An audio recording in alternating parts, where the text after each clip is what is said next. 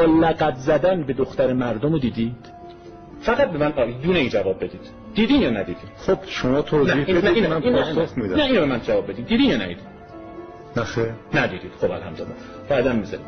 آیا اینی که برخورد فیزیکی با دختر مردم بکنن، دختر جیغ بزنه گریه بکنه تو ماشین، دیدین یا ندیدین؟ دختر بید مجنون میلرزید. یکی جرم کرده میبرن آقا اون آدمی که میذاریم آدما رو بگیره یا وارسی بکنه لعنشون بده. یه بازرسی ماشین میخوام بکنن انگار به آدم پدرکشتگی دارن. بیا ببینم بشین ببینم.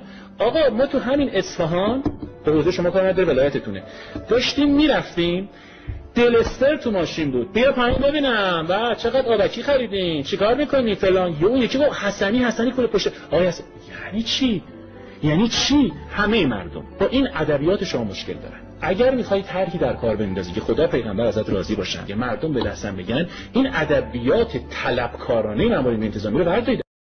با لقد زدن به دختر مردم رو دیدید؟